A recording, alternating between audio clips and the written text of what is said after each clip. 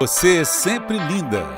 Um oferecimento Michele Marques Cosméticos, porque sentir-se bonita é sentir-se bem. E BH Outlet, o seu shopping outlet no Belvedere.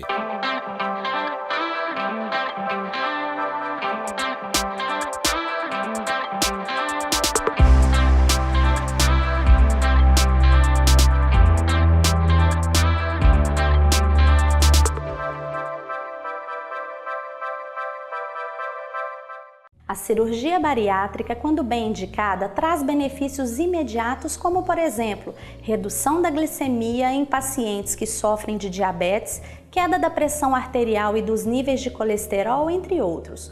O problema é que a cirurgia bariátrica não é a solução definitiva para a obesidade. A perda de peso pode ser seguida de ganho progressivo e retorno às condições próximas à anterior. Eu conversei com a nutricionista Ana Paula Meirelles, especializada em obesidade, sobre o assunto. Confira comigo. E o Você Sempre Linda de hoje está recebendo a Ana Paula Meirelles. Tudo bem, Ana? Tudo bem. A Ana é nutricionista especializada em nutrição esportiva, obesidade infantil. E hoje a gente vai falar de um tema um pouquinho polêmico, né, Ana? Isso mesmo. A gente sabe o quanto é difícil essa questão de perda de peso e a gente vai falar sobre a obesidade ligada à cirurgia bariátrica e o reganho de peso. Quais são as indicações da cirurgia bariátrica? Eu vi que hoje existem dois tipos mais utilizados, não é isso? A cirurgia bariátrica, também conhecida como cirurgia metabólica, ela segue vários protocolos, né? Então hoje existe uma lista de critérios para indicação à cirurgia, tá?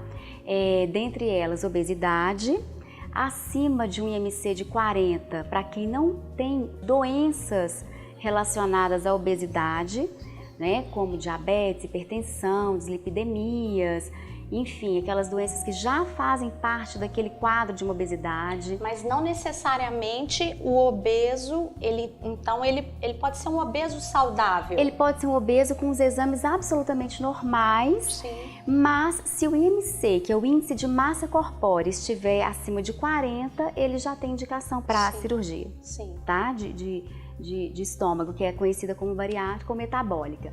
O que acontece é que dentre esses critérios, né, também hoje nessa lista a gente pode contemplar também problemas ortopédicos, apneia do sono, né, ou seja, uma vasta lista de doenças aí. No caso, por exemplo, de uma pessoa que esteja com IMC abaixo de 40, mas que já contempla um IMC, por exemplo, um índice de massa corpórea de 35, mas que já apresente um quadro de diabetes, essa pessoa já tem indicação e critério para fazer a cirurgia. Então, assim, na verdade, é feita uma avaliação, né, para ver se essa pessoa está dentro daqueles critérios e dentro dos protocolos estabelecidos pela Sociedade Brasileira de Cirurgia Bariátrica e Metabólica, né? E aí, então, a gente parte desse protocolo para começar todo um processo encaminhando essa pessoa para a cirurgia. E o que vem sendo usado hoje em relação à cirurgia bariátrica? Hoje, as principais técnicas usadas são o bypass, né, que é a gastrectomia mais utilizada, que a gente chama de gastrectomia desabsortiva. O bypass, ele vai fazer uma anastomose no intestino. Explica pra gente o que é anastomose. Então, é uma junção, né, de parte desse intestino, né, ao duodeno.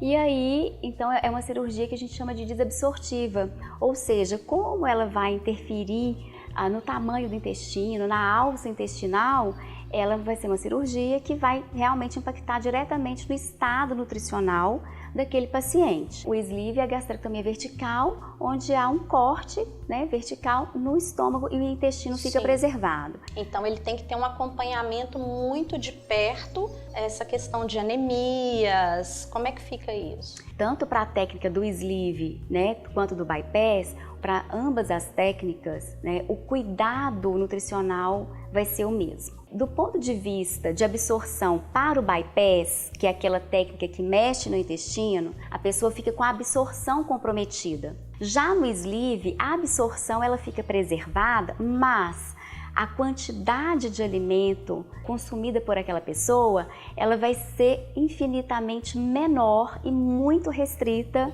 àquilo que ele consumia antes. Então isso também gera um impacto nutricional. Sim. Certo? São as papinhas, né? Parece que são introduzidas as papinhas logo depois do pós e vai ganhando gradativamente a alimentação. Na verdade, essa alimentação ela é gradativa. A gente já começa a preparar esse paciente, né, com uma alimentação antes da cirurgia, já orientando o tipo de alimento que ele deve excluir ou então diminuir, já fazendo com que ele vá modificando um pouco os seus hábitos alimentares para que isso não fique tão impactante ali no pós-operatório. Então, nesse caso, eu imagino que o apoio psicológico também é fundamental, porque você está mexendo com o todo, certo? Com certeza.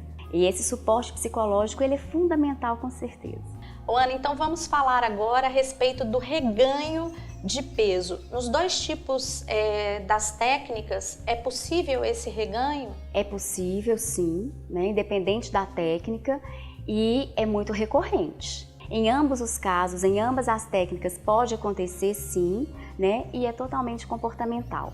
O que a gente percebe é que as pessoas que se propõem a fazer a cirurgia bariátrica, elas têm um cuidado muito grande no pós-operatório imediato, mas assim, com o tempo, como elas vão, né, dominando já o tipo de alimento, elas já vão se sentindo melhores, né? Então elas vão já incluindo outros alimentos e aí normalmente elas abandonam o tratamento. E abandonam talvez até o profissional, porque pelo que eu tô vendo, o acompanhamento tem que ser eterno, é isso? Exatamente. O tratamento, o acompanhamento a longo prazo ainda é mais importante, porque você já, né, fez a cirurgia há muito tempo, já domina ali o que você, né, pode, o que não faz mal, o que faz mal, o que pode fazer com que você tenha um dumping, por exemplo, né? O que é um dumping? O dumping é um rebote da glicose, tá? Em função de um jejum prolongado, de um carboidrato em excesso, né? Que vai gerar uma subida rápida de glicose com a queda rápida dessa glicose, gerando uma hipoglicemia de rebote. Então isso é o que a gente chama de dumping e que às vezes a pessoa já com o tempo de operada, ela já não faz mais esse tipo de processo e aí ela começa a aumentar volume. Ela relaxa. Né? Ela relaxa, exatamente. Mas nesse período a pessoa não sente mal ao ingerir? Porque, me corrija se eu estiver errada, mas eu vi várias pessoas e conversei com algumas que mesmo um tempo depois da cirurgia, ainda depois, dependendo do que ingeriam, sentiam mal. Mesmo assim?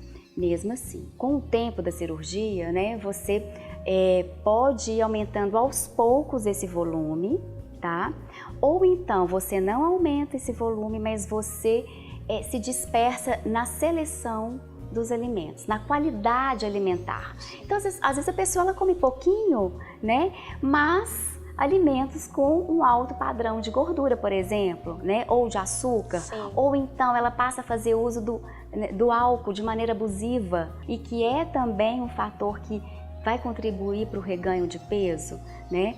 A questão do sedentarismo, ela volta a ser uma pessoa sedentária. Então, assim, naquele período que a gente chama período de lua de mel, que é aquele período assim mais próximo da cirurgia, do pós-operatório a curto e médio prazo, né, as pessoas têm mais cuidado. Depois que passa um tempinho que elas relaxam, aí já não tem academia mais, a academia já não é tão mais importante como era, né? O tipo de alimento já não é mais importante como era, e aí o reganho começa aí. Começa a espaçar as consultas. Exatamente. E ou até vai abandonando exatamente. o tratamento. E aí quando eles voltam, né? Como que é isso? Essa volta acontece, assim, é muito interessante, porque algumas pessoas elas voltam assim, eu já ganhei 5 quilos, já voltam desesperadas, né? Então, se já ganhei 5 quilos, já tô vendo que o negócio não tá bom, né? Já tô perdendo o fio da meada, né? Agora, outros já voltam com reganho de 10, 15, 20 quilos. E é refeito? A cirurgia é refeita nesse caso? Não, a cirurgia ela não pode ser refeita, ela será refeita salvo os casos, né, de que a pessoa adquiriu ali, né, uma hérnia, alguma coisa que precisa ser corrigida, ou ela tenha feito uma técnica, no caso, por exemplo, se ela tiver feito, né, uma técnica de sleeve, né? E aquilo não tenha sido efetivo para ela, aí ela pode optar pela outra técnica. Mas isso não é comum, isso não deve ser o caminho esperado para que essa pessoa retome a perda de peso, né? Sempre, primariamente, a perda de peso deve acontecer por meio de uma dieta balanceada, prática de atividade física, não é? Sempre fazendo reposição de polivitamínico, para independente das técnicas, isso hoje é protocolo. Então, para suplementar aquela dieta que não contempla mais as necessidades diárias recomendadas. Ana, então podemos afirmar que no caso do reganho do peso, o que tem a ser feito é o paciente retomar o tratamento? Já não seria cirúrgico mais? Exatamente. Primariamente, retomar o tratamento, né? Fazendo com que seja um tratamento conservador mesmo, convencional, com dieta balanceada, atividade física, né? Porque isso é um pouco matemático, na verdade, né? A gente vai usar o que a gente chama de balanço energético. É uma ingestão menor, né? E um gasto maior, sim, né? Então a gente faz essa combinação aí da atividade física junto com dieta, né? De preferência sempre monitorando exames bioquímicos, fazendo uso de polivitamínico adequado.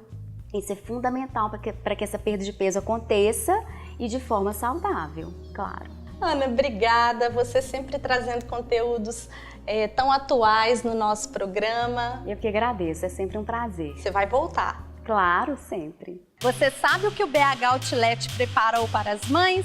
Até o dia 12 de maio, nas compras acima de R$500, sua mãe vai ganhar um lindo jogo de toalhas para lavabo personalizado da Trussardi e vai concorrer ainda a um kit de cama e banho também da Trussardi. No BH Outlet Belvedere você encontra lindos acessórios, roupas femininas, masculinas e moda infantil. O BH Outlet é o único shopping com descontos de até 80% o ano inteiro. Não perca a oportunidade de comprar o presente da sua mãe e ainda economizar. E para deixar o Dia das Mães mais especial, o programa Você Sempre Linda, em parceria com o BH Outlet, vai escolher uma mãe e presenteá-la com uma transformação completa. Saiba mais acessando o site bhoutlet.com.br. BH Outlet, o seu Dia das Mães é aqui.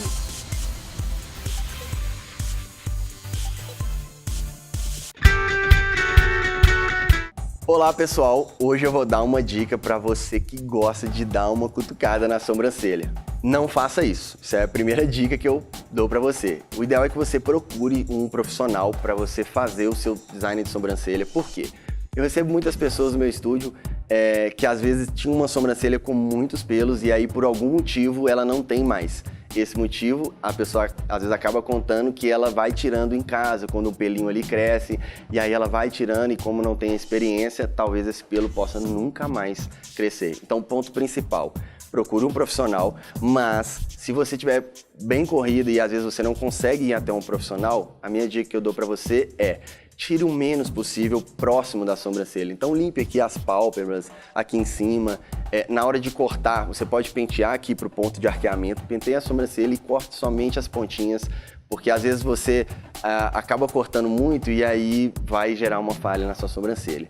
Então, se você não tem uma experiência muito boa com a pinça, o ideal é você não chegar muito perto do desenho, porque qualquer pelo que você tirar pode ser fatal, ok? Muito obrigado e até a próxima dica. Não deixe de enviar para o e-mail abaixo suas sugestões de pautas sobre beleza, saúde ou estética. Se sua sugestão for escolhida, você pode participar do nosso programa e ter uma linda surpresa. Não esqueça de nos seguir nas redes sociais e conheça os resultados incríveis do creme de tratamento para estrias. Espero a sua companhia no próximo sábado.